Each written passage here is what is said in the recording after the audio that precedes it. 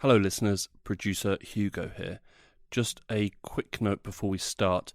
This episode contains some graphic descriptions of torture that might not be suitable for everyone.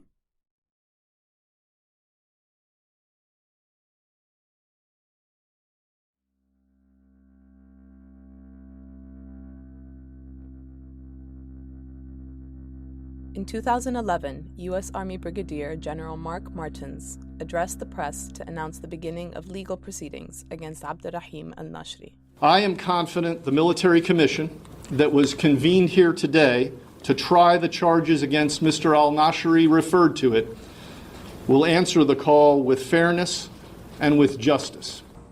On May 30th of this year, over 10 years since the proceedings began, the United Nations Working Group on Arbitrary Detention released a damning report condemning the torture and imprisonment of al-Rahim al-Nashiri by the United States.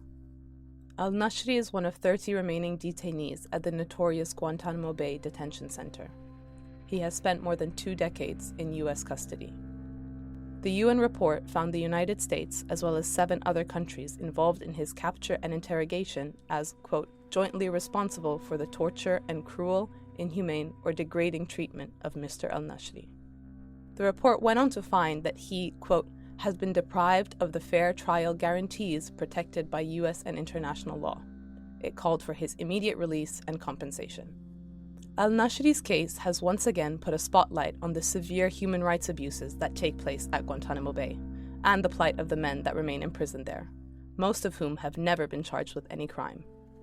This week, how did Guantanamo Bay come to be one of the most notorious prisons in the world? What are the legal and human rights concerns for those yet to be charged? And why has it proven so difficult to shut down? I'm Nadine Talat, and you're listening to the New Arab Voice.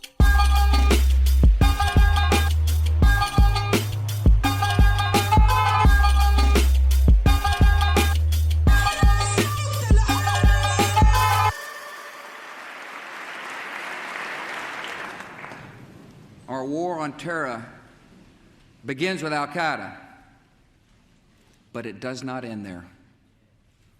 It will not end until every terrorist group of global reach has been found, stopped, and defeated. 9 days after the 9/11 terrorist attacks, then U.S. President George W. Bush announced the start of the War on Terror. In addition to sending its troops to invade Afghanistan and fight against al-Qaeda and the Taliban, the United States also set out to capture not only those directly responsible for the 9/11 attacks, but also anyone involved with these extremist groups. Large bounties were offered by the U.S. for the capture and handover of men that it claimed were working with al-Qaeda. Governments across the region also collaborated in capturing the men the United States was after. Hundreds of people were kidnapped off the streets, most on the basis of extremely flawed or limited intelligence about who they were and what they had done. It's important for Americans and others across the world to understand the kind of people held at Guantanamo. These aren't common criminals or bystanders accidentally swept up on the battlefield.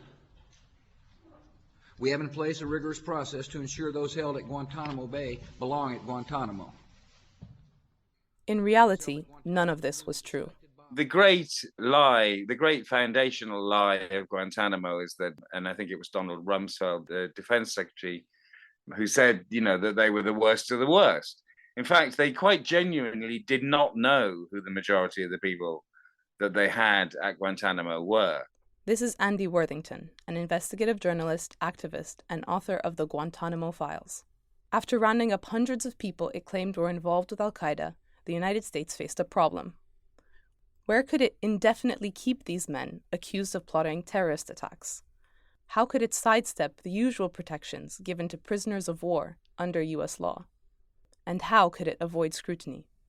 What it needed was a place to use as a legal and humanitarian black hole. Guantanamo Bay, a 45-square-mile territory on the eastern tip of Cuba, provided just that.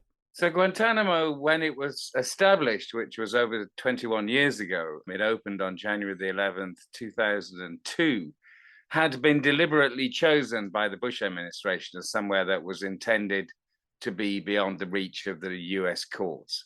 That very clearly is why they set it up there. And of course, you do immediately have to wonder, why would you want to be beyond the reach of the US courts? What is it that you intend to do there that means that you don't want any kind of scrutiny?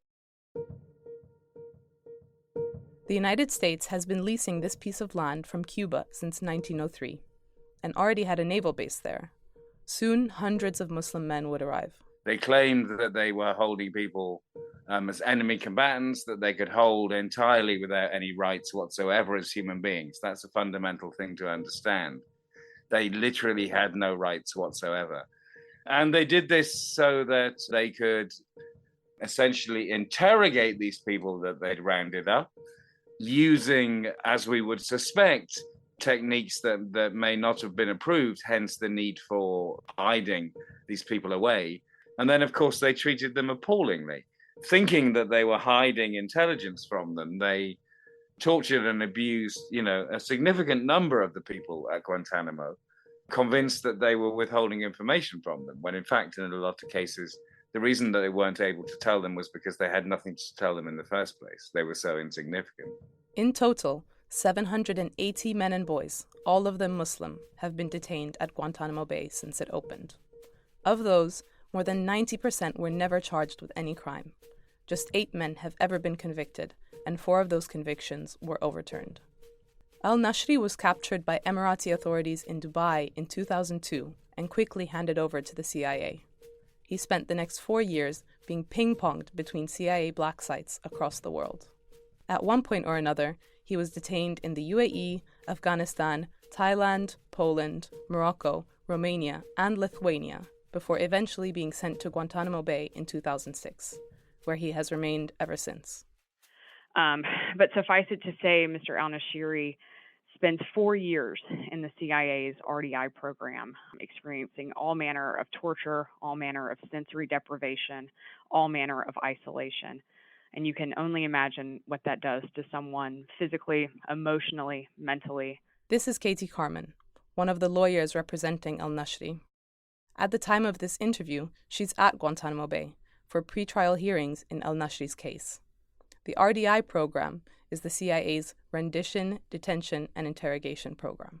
You can read in the Sisi report about what he endured, but it was, all manner of torture, from waterboarding to what the government euphemistically calls rectal rehydration or rectal feeding, which is not a medically appropriate or medically necessary procedure. It is simply torture. And we have had very graphic descriptions of that in open court. A U.S. Navy doctor who did an extensive medical evaluation of al-Nashiri wrote, "He is irreversibly damaged by torture that was unusually cruel and designed to break him. In my over 20 years of experience treating torture victims from around the world, including Syria, Iraq, and the Democratic Republic of Congo, Mr. al-Nashiri presents as one of the most severely traumatized individuals I have ever seen." Al-Nashiri is accused by the United States of masterminding the suicide bombing of American Navy ship the USS Cole in 2000 off the coast of Yemen. Al-Nashiri is one of 6, quote, high-value detainees at the military prison. He is being tried in a military court for war crimes, but the trial has been stalled for more than a decade.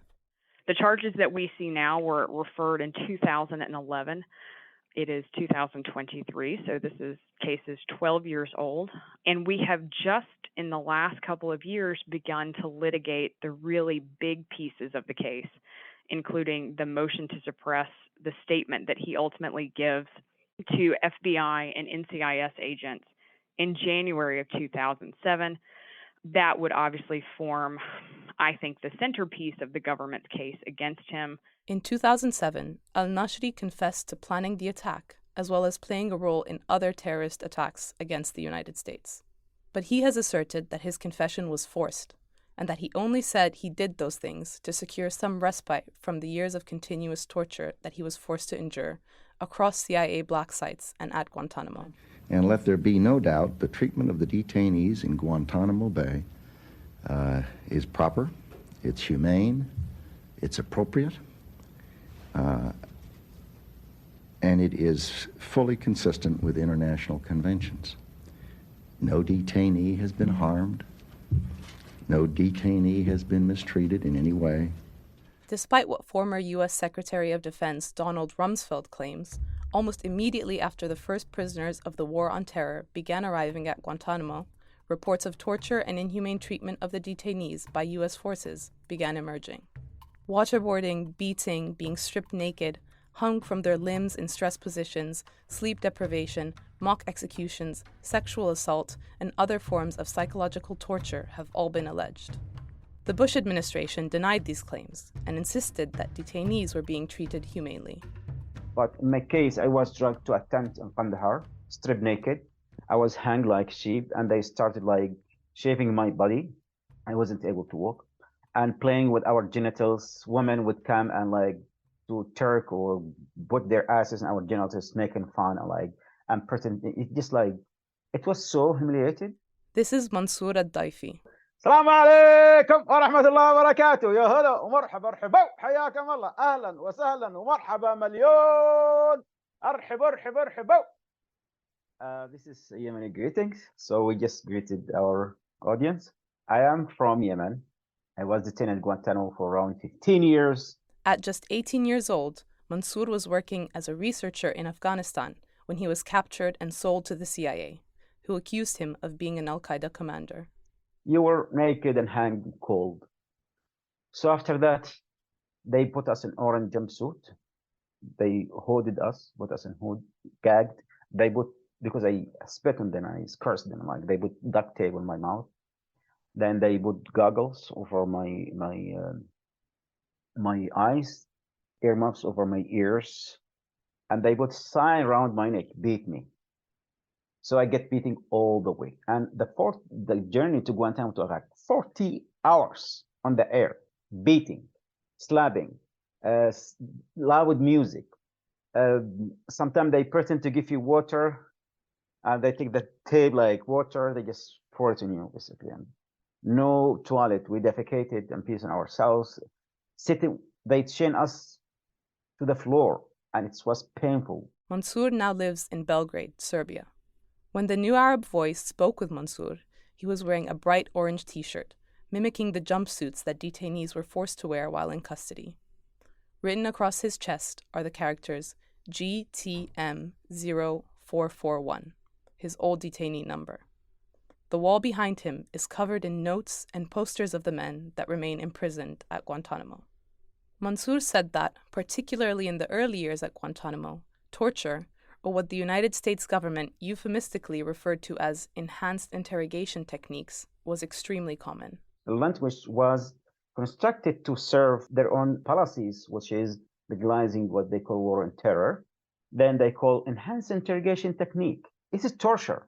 Yeah, they constructed that language that also served their what they call war on terror policies. They find what hurts you more. What do you like? What do you like? What's your weakness? Where? How can it hurt you?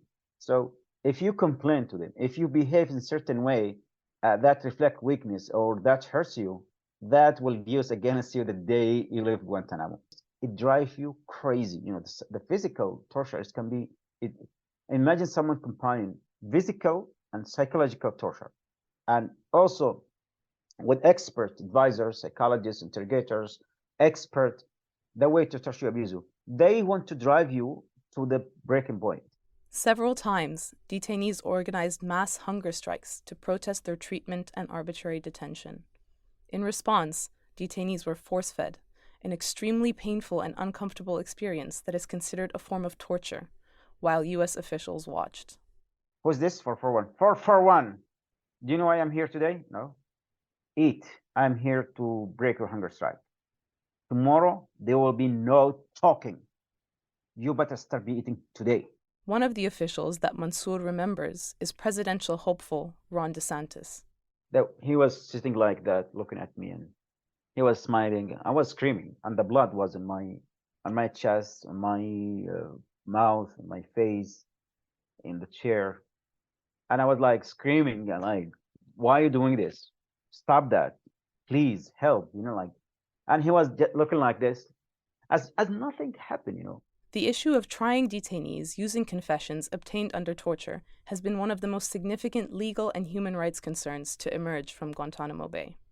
Under international law, torture is a non-derogable issue, meaning that it is prohibited even in times of extreme emergency. Any confession given under torture cannot count as evidence. It is a commonly accepted truth in both the legal and scientific fields that any information obtained through torture is extremely unreliable and often entirely false. Torture subjects will say anything in order to end their torment. Everything was designed there at Guantanamo in general, everything around you, to break you. When it comes to food, drink, clothing, solitary confinement, treatment, everything was designed just to make you through whatever your information to the interrogators. And everything was under control of the interrogators. In the case of many of the men detained at Guantanamo Bay, forced confessions became the foundation of the legal case against them. In some cases, the United States had little or no other evidence to support the claims they were making.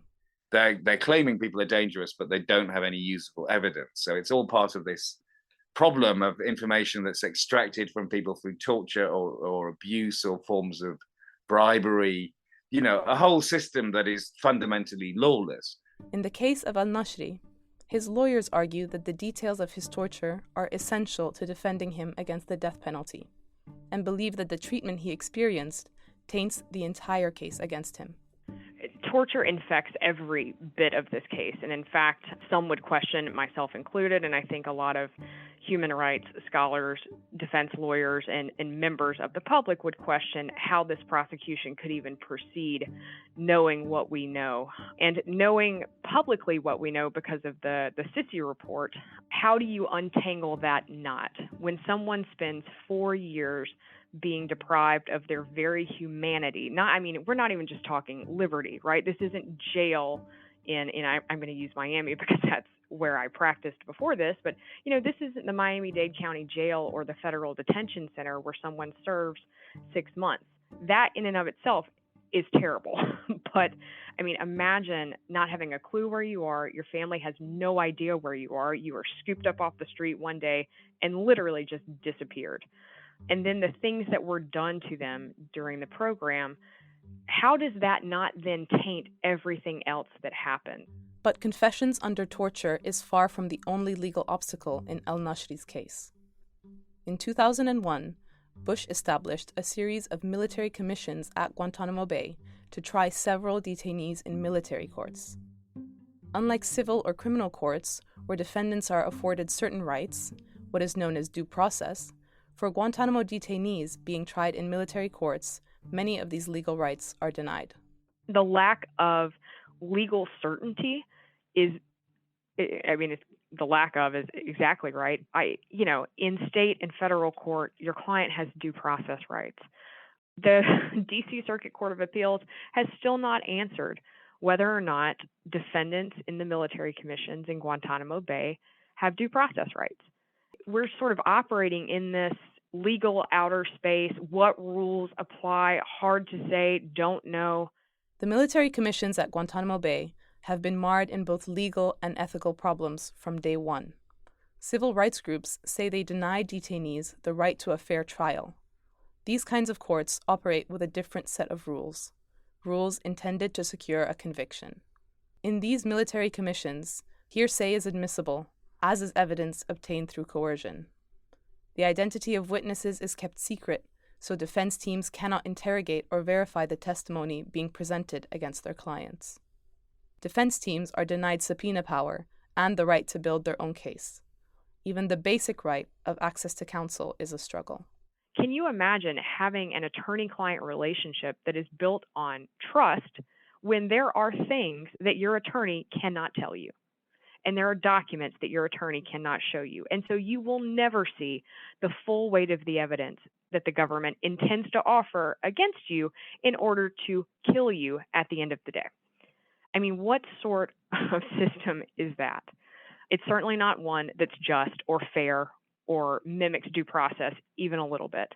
It's just a combination of the lack of transparency, the fact that we're having to hold court in Guantanamo Bay because the government wishes to deny those men certain basic rights that they would have were they in an Article 3 court in Miami or New York or Cleveland. The result is a crippling lack of transparency. The very fundamental and basic facts, documents, and identities of al-Nashiri's case have been kept secret from him and his legal team, as are the details of the torture used to obtain his confession. It is wildly frustrating to operate in this system. You certainly do the best that you can, but God Almighty, is it frustrating? You know, and you're frustrated on your behalf because it makes the practice of law difficult. But you're more frustrated for Mr. al-Nashiri because he's the victim in this system that is seeking to execute him without giving him a chance to fight for himself. Like a kind of Groundhog Day is the way I generally describe it, where on the one hand, the defense teams for these men are trying to get the government and the prosecutors to reveal all the information they need to be able to defend them properly, which involves them being honest about what these men were subjected to in the black sites in which they were held, where, as we know, they were horrendously tortured. And, you know, the government and the prosecutors' position is that they're trying to hide as much information as possible. And this has just been going on and on and on for years. Because of the seemingly endless legal and human rights violations, Guantanamo Bay and the system surrounding it quickly came to symbolize the brutality of the United States' war on terror. During his campaign in 2008, Democratic presidential candidate Barack Obama had emphasized the need for the United States to rethink its global war. He promised that, if elected, he would make it a top priority to shut down Guantanamo Bay. Just days into his presidency, Obama signed an executive order to close the detention center. This first executive order that we are signing by the authority vested in me as President by the Constitution and the laws of the United States of America, in order to effect the appropriate disposition of individuals currently detained by the Department of Defense at Guantanamo, and promptly to close the detention facility at Guantanamo consistent with the national security and foreign policy interests of the United States and the interests of justice, I hereby order. And we then provide the process whereby Guantanamo will be closed no later than 1 year from now. Obama set up a review process to oversee his vision and evaluate the cases of the remaining 240 detainees. Through this process, most detainees were recommended for release, while 48 were considered too dangerous to let go. Mansour said that things did improve significantly in 2010 with the change in administration. We managed to sit with the current administration, we negotiate better living conditions, common living, healthcare, better food, classes, and communication with our families, TVs, newspaper, and everything. We got mostly what we asked. But this was short-lived. By 2013, things had returned to the way they were before.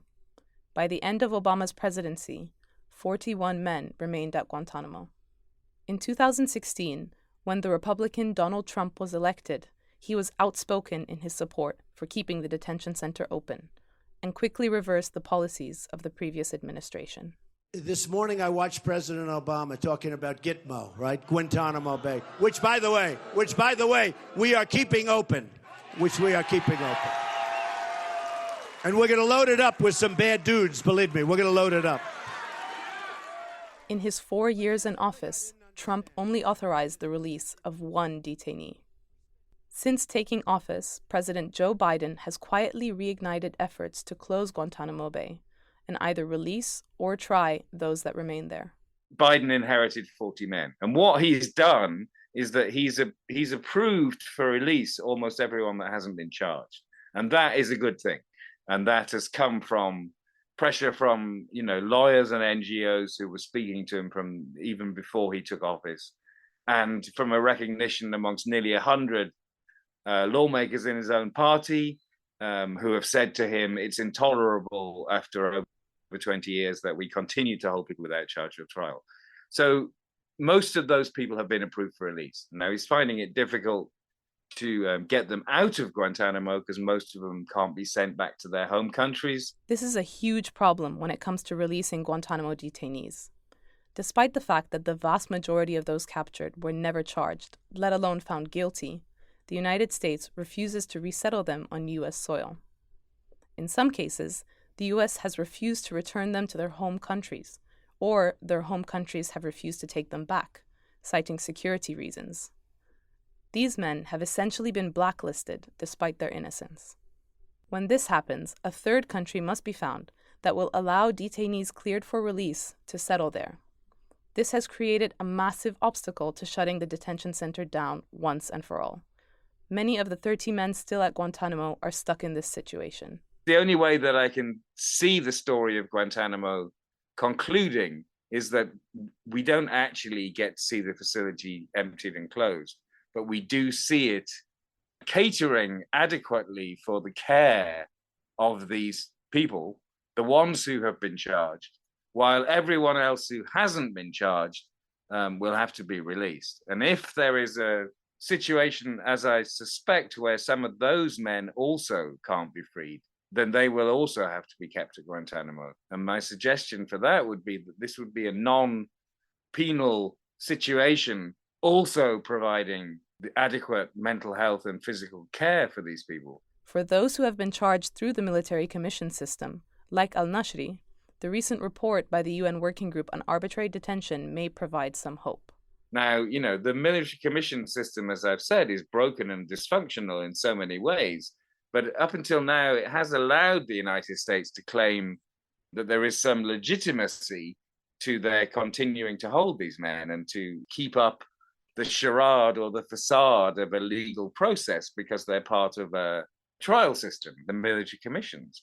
So I think this intervention is humiliating at quite a profound level, that there's a significant mandate of the United Nations has said to the United States government, we're tearing away your veil of legitimacy regarding your trials because it's rubbish, essentially. For Katie, the UN report demonstrates that international groups are actively thinking about the endgame in Guantanamo.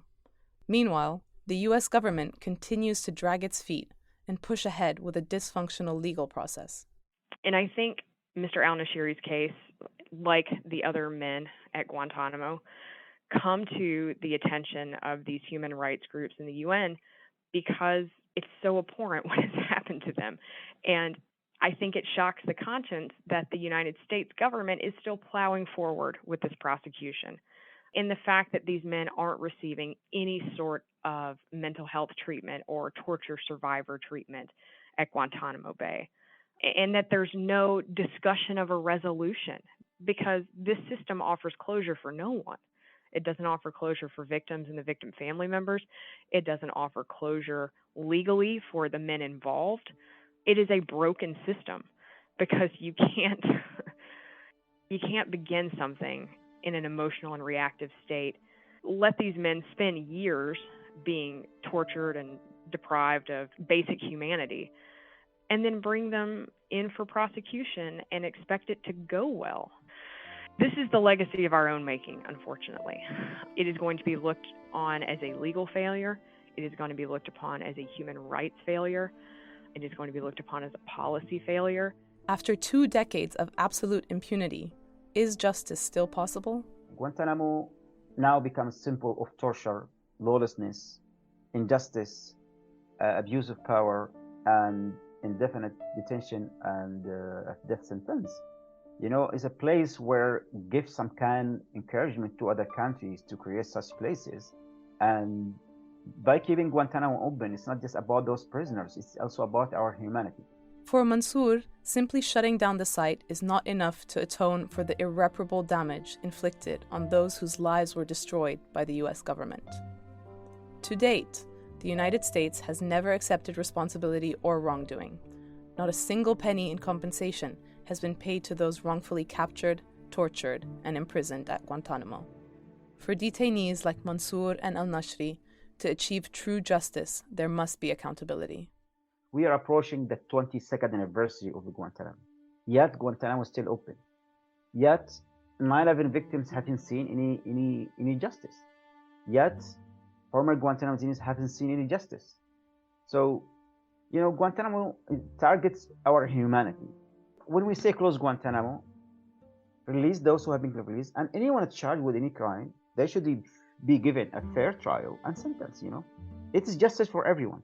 But for us, what close Guantanamo means? Closing Guantanamo means we demand as former Guantanamo detainees, first acknowledgement, official apology, and we demand reparation and accountability. Because without these, even if they shut physically the place, Guantanamo is not closed until there must be accountability, reparation, official apology, and acknowledgement happen. Then we can say United States that can close Guantanamo chapter. Other than it will stay forever.